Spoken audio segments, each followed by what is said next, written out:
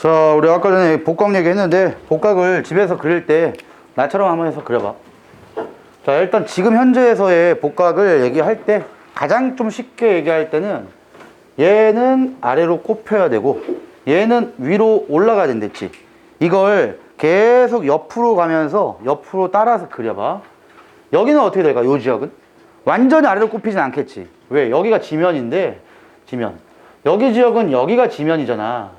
그럼 여기가 지면인데 여기서는 이거대로 내려오는 건 아니고 약간 사선으로 이렇게 내려오겠죠. 이렇게 식으로. 그럼 이거를 이런 식으로 계속 그려보는 거예요. 이렇게. 그럼 여기서 이게 지면이니까 지면과 이루는 각이 복각이잖아. 그럼 여기서 이렇게 이제 점점점 각도가 눕혀져야 되니까. 그 다음에 여기가 자기 적도거든? 자기 적도에서 내가 아까 어떻게 간댔어? 복각이 옆으로 간댔죠? 그럼 지구 자기장이 계속 옆으로 이렇게 깔리다가 여기서는 이렇게 가는 것이 이렇게. 그래서 이렇게 들어간다는 개념을 해주면 되고, 그럼 여기서는 어떻게 돼야 돼? 나가야죠? 근데 여기는 각도가 많이 엇갈리면 안 되니까 이 정도로 나가고, 여기서부터 계속적으로 나가게 되면서, 밖으로 나가게 되면서 여기까지 간다. 이렇게 하면 돼. 그래서 집에서 한번 잘 그려봅시다. 문제에서 그냥 보자마자 무조건 위로 올라가는 복각이 나오냐 또는 아래로 내려가는 복각이 나오냐만 보시고도 우리는 충분히 복각으로 위도를 어디 지역인지의 개념은 확인할 수 있다는 거죠. 자, 이런 것도 보시면 자기력선이 수평면과 이루는 각이 0도야 이렇게. 안 펴도 돼. 그냥 봐봐. 근데 여기서는 자기력선이 아래로 깔린단 말이야. 이렇게. 결론이 뭐냐면 여기 지역은 어디야? 적도 하면 틀려요 이거. 어디라? 자기적도라고 해야 돼. 자기장에 의한 적도. 여기는 지금 아래로 일단 깔렸잖아. 지면 아래로 깔리게 되면은 무조건 북반구입니다. 북반구. 남반구는 무조건 지면에 위쪽을 떠야 된다. 그 다음에 지면과 이루는 각도가 40도야. 그럼 복각이 40도인데 아래로 깔리면 북반구여서 플러스 40도다. 이렇게만 설정해주면 돼요. 그러면 이 지역은 위도가 약 어느 정도? 북위 40도 정도. 어딘지 몰라요 우리는. 그래 알 필요도 없어. 그냥 복각의 크기와 위도는 비례관계에 있기 때문에 그 정도에 아마 있을 거예요. 근데 여기도 정확하게 지리상 적도는 아니겠지만 위도가 거의 적도 부분과 일치할 겁니다. 그래서 그냥 기억부에 보시면 나는 A의 자기력선의 분포이다. 나의 A는 여기거든. 자기 적도. 그러면 A 부분은 나의 여기에 자기력의 선의 분포. 맞죠? 다 해서 복각은 플러스 40이다. 맞잖아. 복각의 크기. 자, 크기 물어보면 이제 무조건 절대값이에요. 절대값. 플러스든 마이너스는 상관없어. 그래서 복각의 크기는 B는 지금 여기가 자기장에 의한 북극이 자전축 위에 있는 점이죠. 진북이에요. 진북. 여기가 이제 자북극이라고 나와 있네. 자기장의 북극. 그러면 지금 B 지역은 위도가 중위도 정도 되겠고 여기가 지면이라고 할 때 이 정도의 각도가 있다. 이런 뜻이잖아. 근데 지금 C 지역은 자북극이니까 자북극은 뭐 되겠네. 여기가 고위도죠 지금. 그래서 여기보다 여기가 복각의 크기는 무조건 큽니다. 복각 크기는 아까 얘기했지만 위도가 높을수록 복각의 크기는 커져요. 그래서 복각의 크기는 B보다 C에서 작다. B보다 C에서 크다죠. 이 정도의 개념만 좀 탑재하시고 복각이라는 것만 기본적인 내용만 좀 얘기했는데 심화 문제는 내가 나중에 또 한 번에 얘기를 할 거니까 그때 한번 봅시다. 자, 그 다음에 여기 탐구 자료에서 잠깐만 확인할 게 있거든. 우리 아까 복각을 통해 가지고 잔류 자기 이 복각을 통해 가지고 예전에 지구의 자기장이 어떤 식으로 형성이 돼 있고 그 다음에 대륙이 어떻게 이동했냐 이런 걸 얘기할 수 있댔죠. 자, 이런 게 이제 복각으로 얘기할 수 있는 개념인데, 자, 복각에 기록된 걸 잔류자기라고도 하고, 이게 어디에 기록이 되어 있냐? 고 지자기에 기록이 되어 있어요. 예전에 생긴 자기장. 이거 저번 시간에 뭐 잠깐 얘기했는지 모르겠다. 일단은 예전에 해령 지역에서 새로운 판이 쭉 올라와서 만들어지는 거야. 판이라는 거는 무조건 해령에서 생성돼서 해구 쪽에서 소멸을 합니다. 그러면 새로운 판이 만들어졌을 때 아래에 있는 멘틀 대류의 상승 부분이니까 멘틀에서 있던 물질이 위로 올라오죠.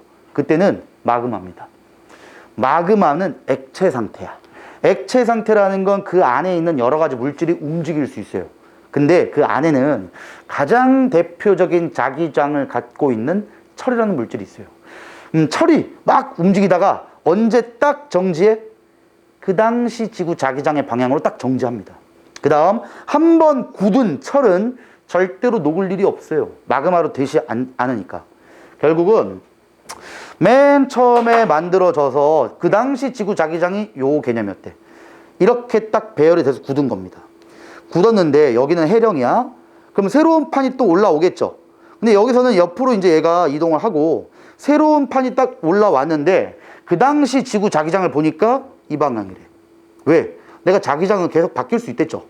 그러면 지금 이 당시와 이 당시의 자기장이 바뀌었네. 이걸 토대로 정자극기, 역자극기라고 한다고. 그 다음에 또 올라온 거 봤어. 근데 그 다음에 올라온 거 봤더니 그 다음이 또 이렇게 배열됐대. 근데 지금이야, 이게 지금 항상 정자극기와 역자극기의 개념에서 정자극기의 정의가 뭐야? 정자극기란 지금입니다. 그럼 지금의 자기장은 북반구가 S극, 남반구가 N극으로 형성된 이게 지금 현재의 자기장이에요. 그러면 요 당시는 역자극기고 요 당시는 정자극기다. 이렇게 얘기할 수 있겠죠. 근데 요거는 이제 정자극기, 역자극기만 얘기한 거고 예전에 남아있는 암석을 봤어. 그랬더니 A라는 대륙이 있는데 너네 그 나중에 지구에서 다 배울 거지만 암석의 연령을 측정할 수 있는 방법이 있죠. 두 가지 방법으로 확인할 수 있어. 어떻게? 상대 연령을 측정할 수 있어요. 상대 연령은 화석 보는 거야. 자, 결국은 뭐냐면은 여기에 삼엽충의 화석이 발견됐대. 근데 여기에 있던 삼엽충의 화석에서는 화석이 나온 바로 옆에 보니까 철이 요렇게 배열이 돼 있대. 요렇게. 자, 근데 그 약간 밑을 갔다? 밑을 봤더니 공룡의 화석이 나왔대. 공룡의 화석이 나왔다는 거는 결국 이 시대는 어떤 시대를 얘기해 주는 거니? 중생대를 얘기해 주는 거죠. 근데 중생대에 봤더니 이렇게 자기장이 기록이 되어 있는 거야. 그 다음 마지막 여기까지 왔어. 자, 그럼 쌤요, 이게 이렇게 기록이 돼 있으면 시대가 다르잖아요. 시대가 다른 걸로 그 시대의 자기장의 방향을 보고 싶은 거야. 얘가 매머드 화석이 발견됐대. 그럼 우리는 어떤 시대다라고 얘기할 수 있는 거야? 신생대다 이렇게 얘기할 수 있겠죠. 그럼 이렇게 자기장이 형성되었다. 자, 그럼 결론. 지구의 자기장이 계속 변화할 때 제일 중요한 거, 지작이 북극이 변했어, 안 변했어? 근데 분명히 아까 지작이 북극이라는 건 고정돼 있다 그랬죠. 그러면 지작이 북극은 어딨냐? 항상 자기장의 끝지점, 여기 지작이 북극이 있는 겁니다. 그럼 쌤요, 지작이 북극이 변하지 않았는데 왜 얘들은 변합니까? 왜 변했을까? 이 새끼가 움직이는 거지. 대륙이 움직였다는 걸 얘기할 수 있는 거야. 그러니까 드디어 봐봐, 지작이 북극은 이렇게 봅시다. 여기 고정이에요. 근데 요 대륙이 지금 어디에 있었다는 거야? 고생대에는. 고생대 이쯤에 있었겠지. 그러니까 일로 배열됐겠죠. 그지? 근데 중생대에 와봐. 중생대는 어디에 있는 거야? 여기에 있잖아. 그럼 중생대는 정확하게 뭐 위도를 판단할 수 없어 지금은. 근데 대륙이 이쯤까지 간 거야. 이렇게 된 거니까 지금. 근데 신생대에는 어디까지 온 거야? 여기까지 갔겠지. 이렇게. 왜? 지작이 북극이 이동하지 않았다면. 이해가 되냐? 그래서 이걸 토대로 대륙이 어디로 갔는지를 얘기할 수 있어요. 그 다음 복각을 확인했다. 자, 얘기 잘 들어야 돼. 지금 심화 문제 풀려면 이런 걸 알아야 됩니다. 복각을 봤더니 삼엽충이 형성되었을 때 복각이 마이너스 30도였대. 이건 문제에서 줘요. 그냥 걱정하지 마시고. 그 다음에 공룡이 이제 만들었을 때 복각이 플러스 1도야. 그 다음 매머드가 발견되었을 때 복각은 플러스 35도입니다. 이러면 이제 우리 뭘 확인할 수 있는 거야? 그 지역의 위도까지 확인할 수 있는 거죠. 결국은 여기가 이제 자기 적도다라고 보면 쉬울게 자기 적도다. 아까 고생대는 여기쯤에 있었다고 그랬죠? 어디에 위치해 있는지는 모르겠지만 이 정도의 지구 자기장에 대한 자기장의 북극을 가지고 있어야 되니까. 근데 이 새끼가 마이너스 30도에 복각을 가죠. 그럼 뜻이 뭐야? 남위 30도 지역 부분에 있었다는 겁니다. 그럼 남반구의 위도 30도 지역쯤에 이 정도의 복각을 가지고 있고 지구 자기장의 방향을 가지고 있는 거예요. 근데 공룡이 발견됐을 땐 플러스 1도의 복각이 나와야 되니까 이제 드디어 북반구까지 올라온 겁니다. 이 대륙이. 그 다음에 지구 자기장의 방향이 여기니까 여기 정도까지 온 거야. 이렇게. 복각의 크기는 플러스 1도. 그 다음 마지막이 플러스 35도 나오면은 여기 정도까지 위도가 올라왔다는 뜻이 되는 것이고, 지구 자기장이 요 방향이니까 여기까지 온 겁니다. 문제, 이 새끼는 어디로 왔다? 이렇게 움직였다라고 이제 추정할 수 있다는 거예요. 이걸 토대로 과거 대륙이 어디에 있었고 지금 어디에 있는 걸 알 수 있기 때문에 대륙의 이동 방향을 확인할 수 있습니다. 이게 인도 대륙이에요. 인도 대륙. 봅시다 한번. 자, 이 새끼는 마이너스 49도에 복각을 가져요. 그럼 현재 이 지역은 복각이 마이너스니까 남반구에 있었다는 뜻이 되고, 위도는 약 49도 정도인데 드디어 이 표를 해석하는 거지. 표를 봐봐. 얘는 실제 위도예요. 얘는 복각이야. 그럼 우리가 찾아낸 마이너스 49를 여기다 찍는 겁니다. 40, 60, 80이게 됐고, 그럼 여기가 60이니까 50은 여기 중간이니까 49도면 요쯤 되겠다. 근데 여긴 플러스죠. 남반구로 봐야지. 그럼 남반구 49도면은 요쯤 되겠죠. 그럼 여기에서 이렇게 올리게 되면은 위도가 40보다는 좀 적구나. 위도가 막 한 35도이 되겠네. 대신 여기는 남위 30도. 그러니까 여기 지금 복각의 크기를 봤을 때 요 지점이 남반구의 약 35도 정도의 위도를 실제 가지고 있다라는 뜻이고, 자, 5,500만 년 전에 한번 볼게. 5,500만 년 전에는 복각이 플러스 6이에요. 그럼 플러스 6이니까 요 정도 값을 가지고 있으면은 올려서 위도도 약 0도보다 좀 크다. 그래, 위도가 약 5도? 이렇게 된다 치면은 여기는 북반구의 5도까지 올라온 겁니다. 자, 이런 식으로 이제 대륙이 이동하게 된 거를 알 수 있어요. 자, 이 문제들도 많이 출제되니까 제일 중요한 개념은 예전에 고지자기 북극은 이동 안 해. 그 새끼는 고정이에요. 걔는 고정시키고 대륙이 상대적으로 어디에 있었냐를 상대론적으로 볼 수 있다는 개념이야. 이런 개념이 되니까 너희들 문제 풀다 보면 나올 거거든? 잘 한번 풀어보세요. 지금 여기도 뭐 그런 식으로 나오고 있고, 됐고요. 한 개 나오는 거 한번 볼까?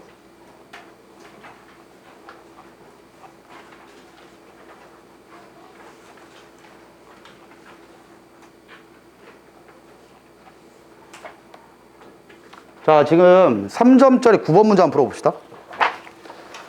뭐 풀어 오신 분들은 다시 한번 보시고, 내가 오늘 여기 수업했으니까 3점짜리 9번 문제 한번 풀어봐봐.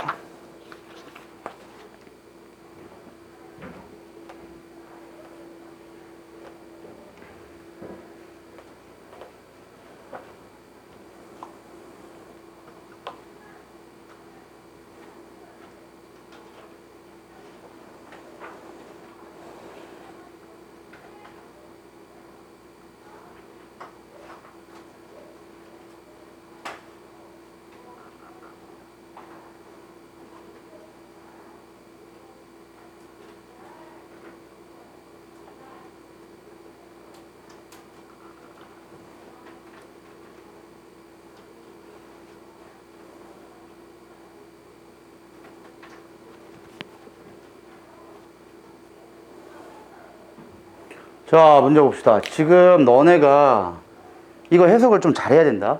자, 이 문제는 이게 없으면 완전 해석이 달라집니다. 이게 있기 때문에 해석을 할 수 있는 거야. 자, 만약에 이게 없다고만 볼게. ABC 지점의 복각이 마이너스 64, 마이너스 63, 마이너스 62 이렇게 되죠. 그럼 우리는 뭐라고 추측할 수밖에 없어? 일단 너네들 생각 잘해봐. 언제 만들어진 게 가장 나이가 오래됐고 언제 만들어진 게 나이가 제일 젊을까? C가 제일 예전에 만들어진 거지 않을까? 왜? C가 제일 안쪽까지 있잖아. A는 비교적 위에까지 있기 때문에 A가 지금 만들어진 건 시간이 얼마 안 됐다는 거예요. 그럼 만약에 이게 없다고 생각한다면 우리는 뭐라고 밖에 추측 못하냐면은 C가 제일 오래전에 만들어졌는데 이 새끼는 남반구에 있었다는 것이고 남위 64도 정도의 위도에 있었다는 겁니다. 그러면 그림을 그린다면 C는 이쯤에 있는 겁니다. 근데 B가 만들어졌을 때 복각이 마이너스가 아니라 플러스 63이야. 그럼 이 새끼 어디로 온 거야? 이 미친놈이 북방까지 온 거예요 지금. 복각이 플러스 63이 된 거니까. 근데 A가 그 다음 식인데 A는 62야 마이너스. 그럼 뭐야? 또 밑으로 내려간 거네. 대신 얘보다 위도는 조금 낮아졌겠죠. 아, 밑으로 내려가야 고위도야. 위로 올라갈수록 고위도고. 이게 말이 되냐고 지금. 이게 그거야? 트램플린 하는 거야? 위로 뛰었다가 아래로 내려왔다. 이건 아니야. 자, 근데 왜 이게 말이 안 되냐? 이걸 보시고 확인을 해야죠. 이런 문제를 해결할 줄 알아야 이제 조금씩 더 높은 수준에 있는 문제를 해결을 합니다. 자, 일단 가장 중요한 게 내가 아까도 강조한 게 정자극기의 정의가 뭐다? 현재. 현재 자기장이 정자극기예요. 그럼 지금 거의 여기가 현재잖아, 현재. 0, 100만 년이니까 이게 현재예요. 그러니까 결국 지금 여기 색깔 칠해져 있는 여기가 정자극기니까 정자극기에 만들어진 게 A다. 그럼 A는 지금 현재 복각이 마이너스 62니까 여기가 맞는 겁니다. 남반구 62도 정도에 있는 게 맞아. 자, 제일 중요한 게 B죠. 자, B는 복각의 크기는 63이 맞는데 역자극기야. 역자극기라면 이미 자기장이 뒤집힌 겁니다. 자기장이 뒤집혀서 플러스 값이면 자기장이 뒤집혔으면 이제 북반구가 복각이 마이너스예요. 남반구의 복각이 플러스예요.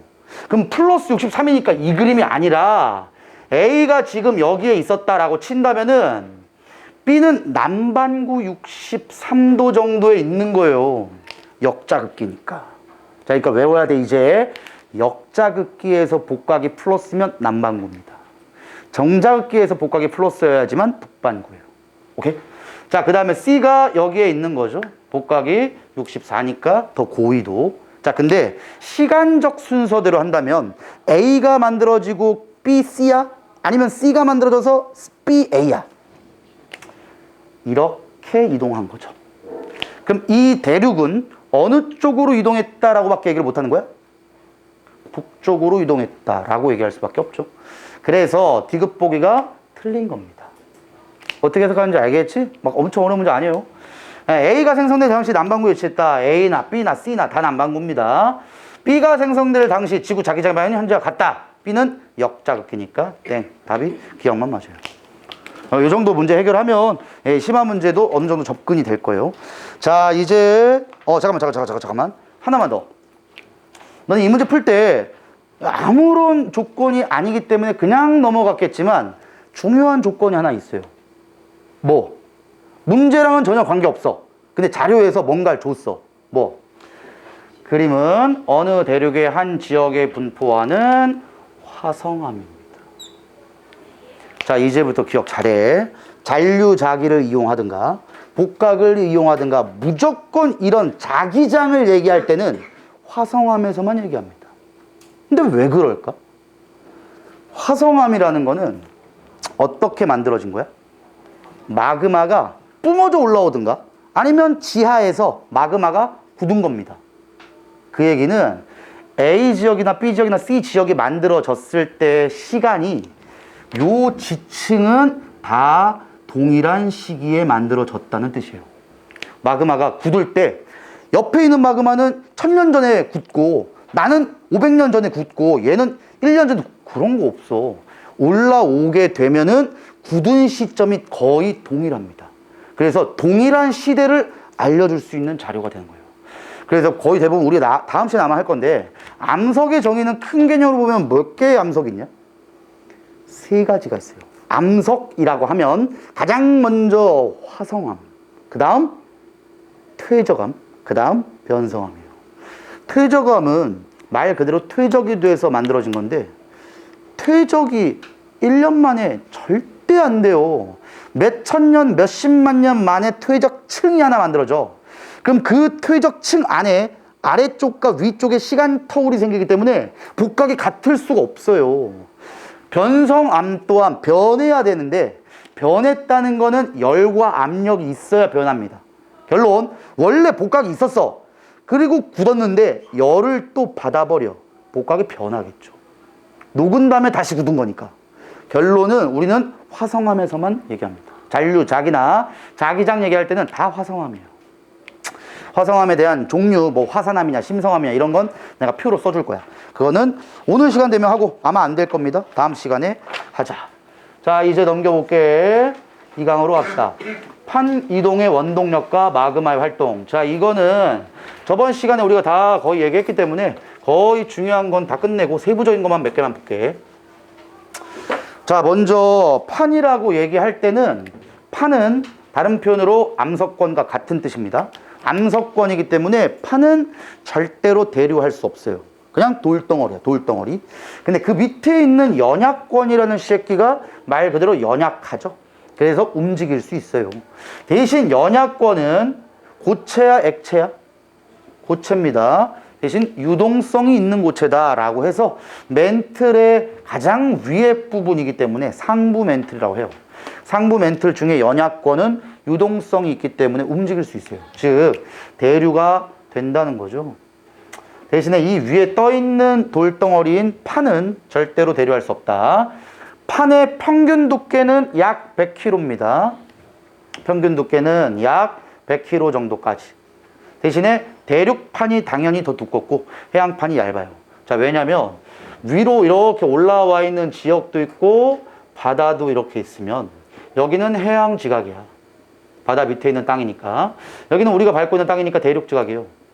자, 그러면 위로 올라와 있는 지역이 이쪽이 넓고 이쪽은 좁기 때문에 여길 중간 정도로 잘라주시면 아래로도 그대로 갑니다. 그래서 대륙 지각의 두께가 더 두껍고 35km 정도 됩니다. 대륙 지각이. 해양 지각은 약 5에서 10km밖에 안 돼. 그래서 판 또한 이런 식으로 와요. 대륙판이 더 두껍고 해양판은 얇을 수밖에 없어요. 이렇게. 여기는 그럼 뭐야? 연약권.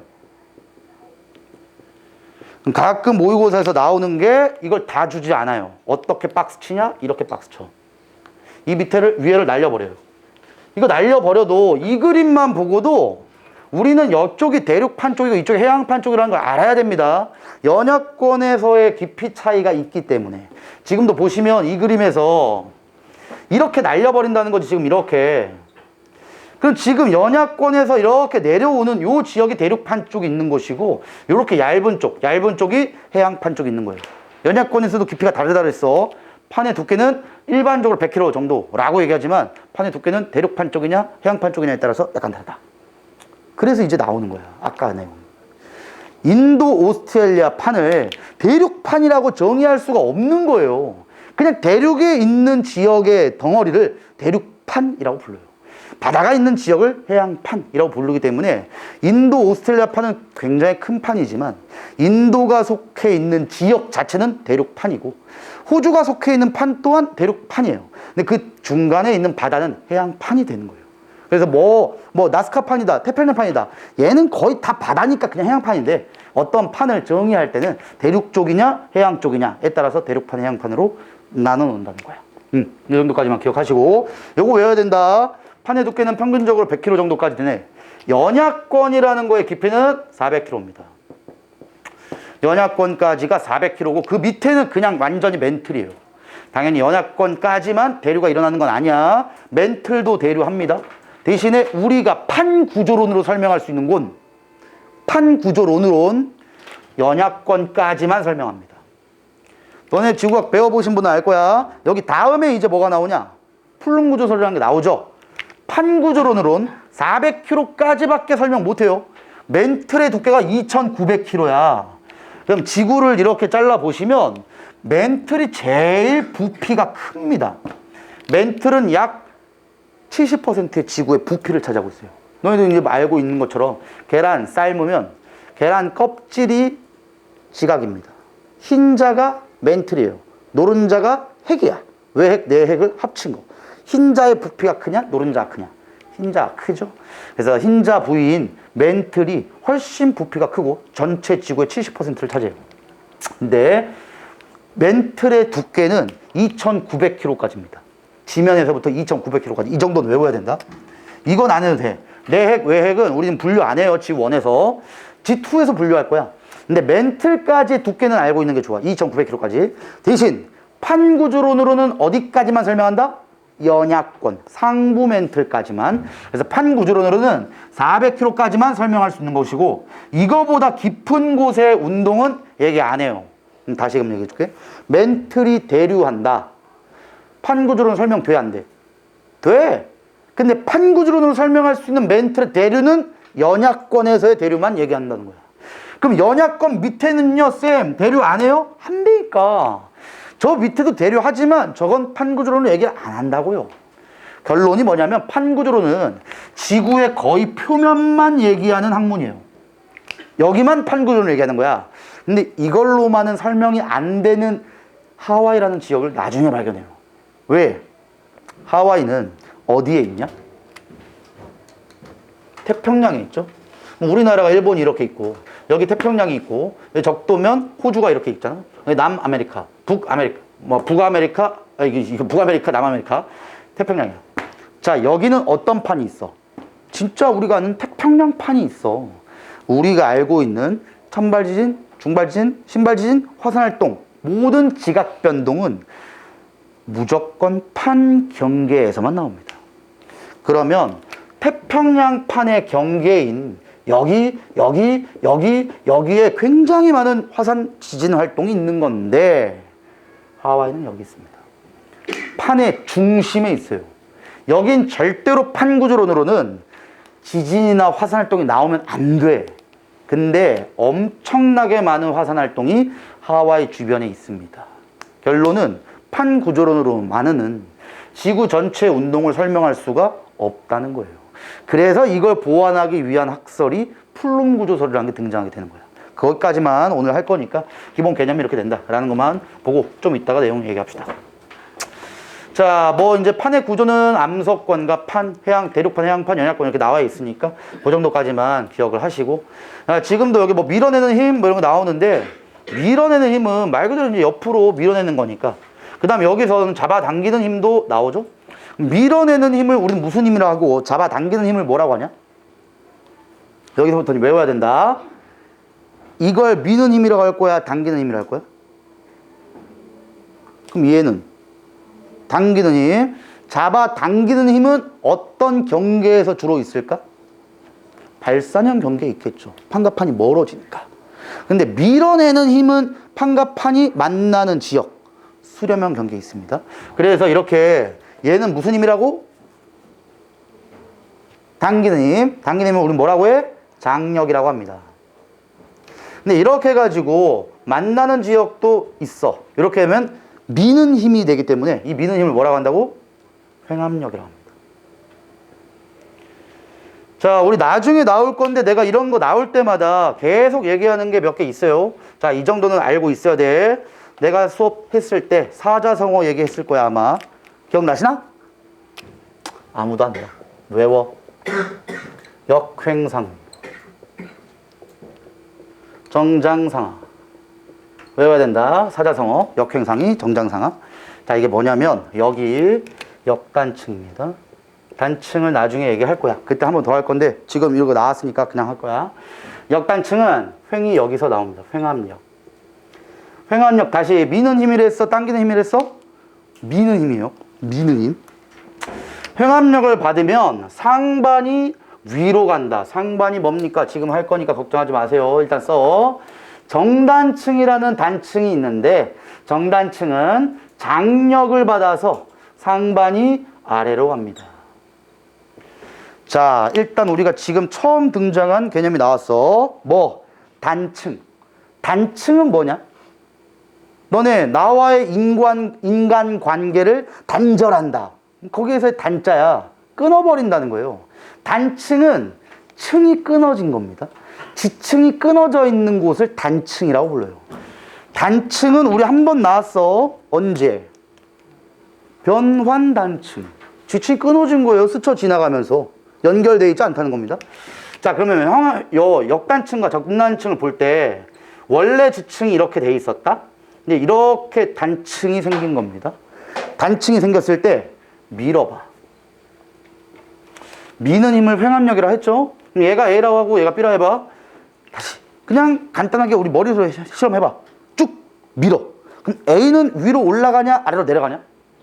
올라가겠지. 이거 내려간다면 너는 지구인 아니라 그랬어. 이런 거. 지구에서는요, A는 위로 올라가고 B는 내려갑니다. 그럼 얘를 다시 그림 그리면 이러한 그림이 되는 거지.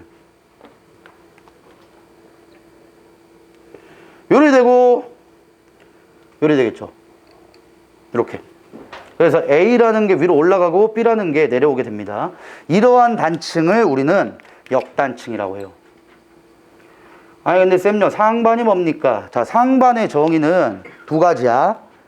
위에가 넓은 지층 또는 아래가 좁은 지층을 상반이라고 합니다. 즉 얘와 얘 중에 여기는 위의 면적이 이만큼 되고 얘는 위의 면적이 이만큼 되죠. 그럼 위의 면적이 A가 넓잖아. A가 넓기 때문에 얘를 상반이라고 불러요. 얘가 하반이라고 합니다. 그래서 상반이 위로 올라가는 이러한 단층을 역단층이라고 해. 오케이? 그래서 역단층은 횡압력을 받아서 상반이 위로 가는 단층을 역단층이라고 한다고. 오케이? 자, 그 다음에 얘는 반대겠죠? 요렇게 단층면이 똑같아. 얘가 A고 얘가 B야. 아, 요거는 요렇게 한번 그려볼까? A고 B. 그 다음에 얘는 이렇게 잡아 당겼다. 자, 아까 전에 밀었을 때는 A가 어디로 갔냐? 밀면 A가 위로 가지. 이제 잡아 당겨. 그럼 A가 어디로 가? 아래로 가겠죠.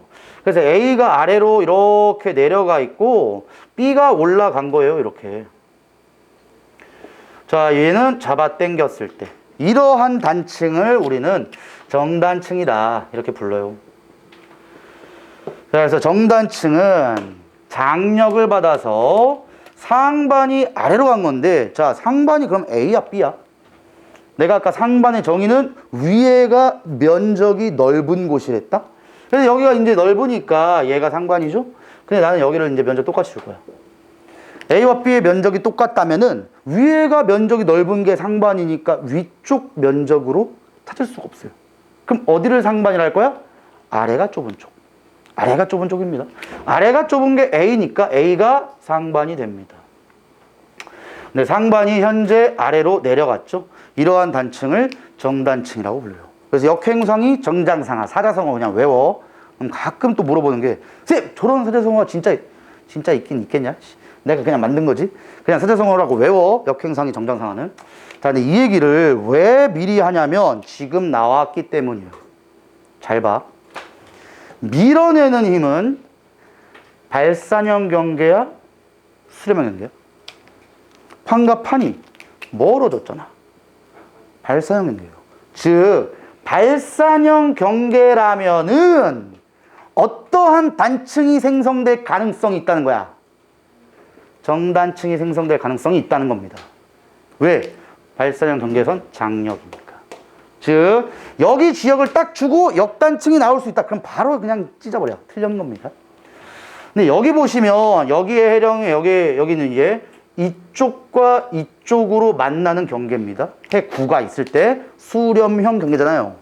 그럼 수렴형 경계에서는 판과 판이 만난 거니까 당기는 힘이라고 할 거야? 미는 힘이라고 할 거야? 밀어내죠. 밀어낼 때 힘을 우린 무슨 힘이라고 했어? 횡압력. 그렇다면 횡압력이 있을 때니까 어떠한 단층이 나올 가능성이 있다고? 역단층이 나올 가능성이 있다고. 즉 여기선 절대로 정단층이 나올 수 없어요. 오케이? 역단층이 나오면 횡압력, 역행상 이렇게 외우면 돼. 정단층이 나오면은 장력. 자, 근데 하나만 추가하자. 하나만. 정단층은 당겨지는 힘이기 때문에 끊어지는 것밖에 없어요. 근데 밀 때는 이 지층이 얼마나 딱딱하냐 딱딱하지 않냐로 끊어지거나 끊어지지 않을 수 있어요. 자, 그럼 생각 잘해봐. 엄청 딱딱한 나무 토막이래. 이걸 기계로 눌렀어. 그럼 당연히 나무 토막이 휘지 않고 끊어지겠죠.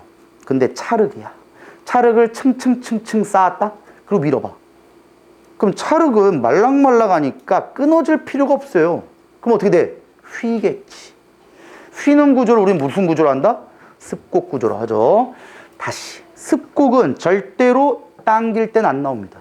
밀 때만 나와요. 여기서 나올 수 있는 지각 변동, 습곡 구조도 나올 수 있어요. 그래서 수렴형 경계에서는 횡압력이 있기 때문에 역단층과 습곡 구조가 나올 가능성이 있고, 발산형 경계에서는 당기는 힘이기 때문에 잡아 당기는 힘일 때는 장력이 있으니까 정단층이 나올 가능성이 있다고. 근데 쌤요, 여기서 왜 밀어내는 힘이라고 합니까? 이거는 여기 기준에서 보는 거예요. 여기서 미는 겁니다. 근데 여기 전체적으로 본다면은 얘를 서로 잡아 당기는 힘이다, 이렇게 표현하는 거예요. 여기를 미는 힘이라 표현하고. 그래서 만나게 될 경우에 반대로 표현될 때, 이렇게 표현될 때는 여기 전체로 본다면은 잡아 당기는 힘. 근데 지금 표현을 미는 힘이다 라고 얘기하는 거는 여기 기점을 보는 거예요. 여기서 미는 힘, 이렇게 되는 거예요. 자, 이거 외우는 게 별로 안 좋은 겁니다. 그냥 이렇게 외우는 거야. 발산형 경계에선 잡아당기는 힘, 수렴형 경계에서는 미는 힘. 근데 여기 판이 이렇게 갈 때는 여기에서만 밀어내는 힘이 있다, 이렇게만 보는 거예요. 나중에 문제 나올 거니까 몇 개 보시고 그때 합시다. 자, 그 다음에 이제 뭐 상부 멘틀, 하부 멘틀 뭐 이렇게 나오는데 됐고요. 발산 경계, 수렴형 경계 됐어. 베니어프대라는 게 내가 얘기했는지 모르겠다. 얘는 섭입대라는 걸 영어적으로 표현한 겁니다. 그래서 베니어프대는 그냥 섭입형 경계에서 섭입하고 있는 판을 베니어프대다라고 불러요. 됐고, 자, 한번 봅시다. 자, 이거 내가 표 그려줬었니, 어제? 저번 시간에? 큐 모양 그려라 그런 거? 자, 봅시다. 발산형 경계, 충돌형 경계, 섭입형 경계, 보존형 경계에서 나오는 지각 변동은 크게 보면 세 개야. 천발 지진 나냐, 신발 지진 나냐, 화산 활동 나냐. 순서대로 외워야 돼. 외우려면, 아니면 너네가 외우려면 따로 외우시고, 내가 알려준 대로 외우려면은 발산, 충돌, 섭입, 보존 순서대로, 천발, 신발, 화산 순서대로, 그 다음 뻑큐 모양을 딱 그려. 내가 어디에서 뻑큐 그리랬어? 섭입형 경계에서 뻑큐 그려. 뻑큐 모양을 그려. 오케이? 섭입형 경계에서 뻑큐 모양을 딱 그려. 그 다음 제일 오른쪽 위에 점 한 개 찍어요. 제일 오른쪽 위에 점 한 개. 요거면 땡이에요. 나머지 X야. 나머지 X, X, X인데 이 새끼가 조금 애매해. 세모입니다. 발산형 경계에서는 쏘리. 여기가 아니라 여기. 너는 X고 너 세모. 충돌형 경계에서는 신발 지진이 나올 가능성은 좀 있어. 근데 신발 지진까지는 잘 안 납니다. 왜? 중발 지진은 나오거든. 충돌형에선 중발까지 나와요. 근데 신발까지는 잘 없어. 나머지는 진짜 안 나오고. 요렇게 정도만 외우셔도 돼. 나머지 거는 우리가 다 얘기를 했기 때문에 됐어요. 자, 근데 너네들이 한 번쯤이라도 들어봤던 표현이 나오는데 잘 못 들어본 표현이 나와요. 주향이동단층은 도대체 뭘까? 저 새끼는 엄밀히 얘기하면 지각 2에 나와야 됩니다. 주향이라는 개념과 경사라는 개념이 나와야 되거든. 대신 그런 건 필요 없어. 지금 여기만 잘 봐. 여기 해령, 여기도 해령. 자, 해령과 해령이 있으면 해령에서 이렇게 판과 판이 멀어지는 경계를 했죠. 그럼 이렇게 멀어지는 경계에서는 여기서 여기 뭐가 나온다고? 변환단층이 나오죠. 오케이? 그 다음에 여기를 뭐라고 한다? 판의 경계, 보존형 경계라고 합니다. 다시 오늘 배운 거야. 여기 판의 이동 속도가 3cm/년인데 이 새끼는 일로 가다 보니까 일로 가는 속도가 8cm/년이래. 속도 차이가 굉장히 많이 나죠. 이렇게 되면 여기 보존형 경계 맞다 그랬어, 아니라 그랬어? 맞다 그랬어. 이것도 보존형 경계야. 이동 속도가 같지 않으면 스쳐 지나간단 말이야. 이때도 보존형 경계라고 한다고요. 근데 이거랑 비슷한 게 나온다. 요렇게 해가지고 여기 근데 이렇게 표현해줘요.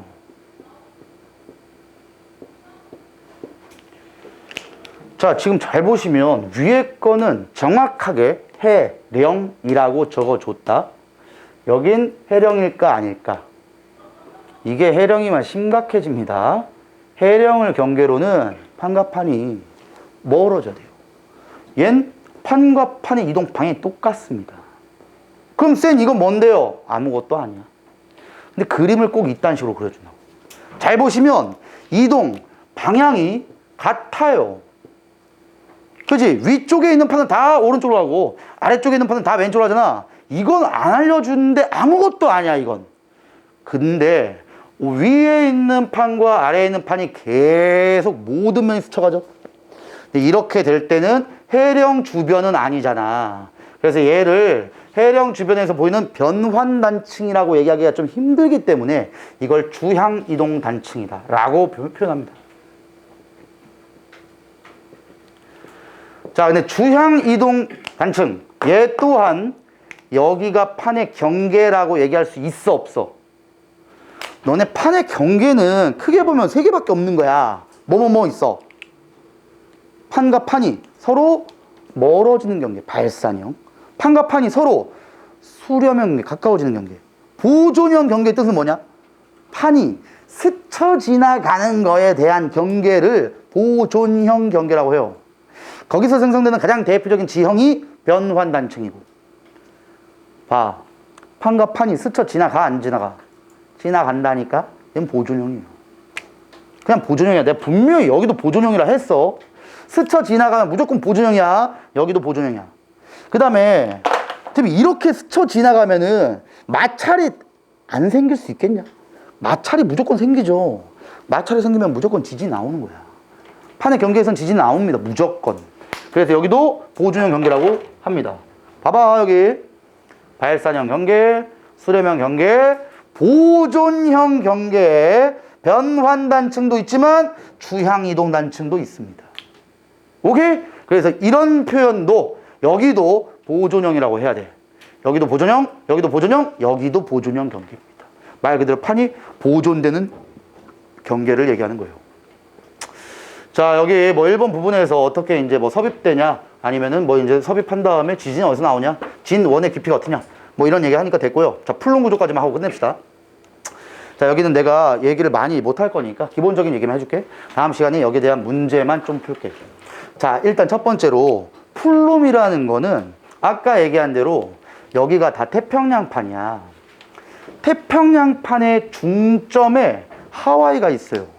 하와이는 엄청나게 판의 경계에서 먼 그냥 가운데 지점이기 때문에 절대로 화산활동이 일어날 수 없어요.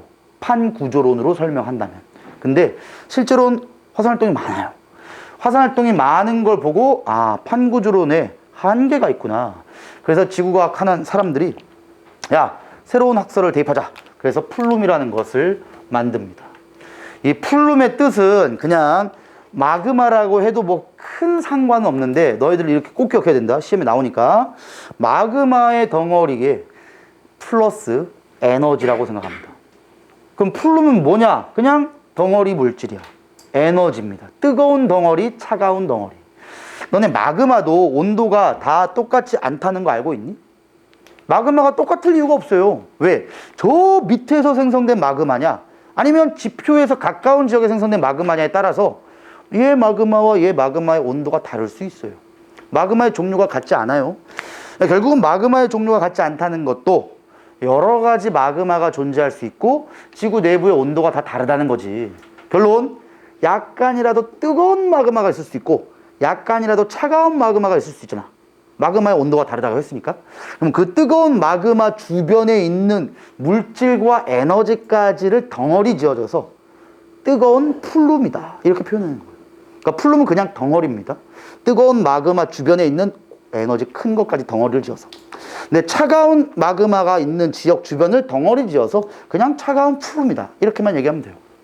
그래서 지금 보면 플룸 구조로는 판과 멘틀 전체의 상호관계가 중심이며 열점에서의 화산활동과 같이 판 내부에 드러나는 화산활동을 형성하기 위해서 대두됐다. 아까 얘기한 대로 플룸 구조설은 판 구조론으로 설명되지 않는 것들을 설명하려고 대두됐고, 여기 나와있죠. 플룸의 종류, 지각과 멘틀에서의 지진파 속도 분포를 나타내는 지진파 단층 사용. 됐어. 요거만 됐고 주위보다 온도가 낮거나 높은 부분에선 멘틀 물질의 기둥 모양으로 하강하거나 상승하는데 이를 플룸이라고 한다. 결론, 플룸은 그냥 덩어리입니다. 주변보다 온도가 낮은 지역은 차가운 플룸, 주변보다 높은 부분은 뜨거운 플룸이라고 불러요. 그냥 이렇게만 알면 돼. 어려운 표현이 아니에요.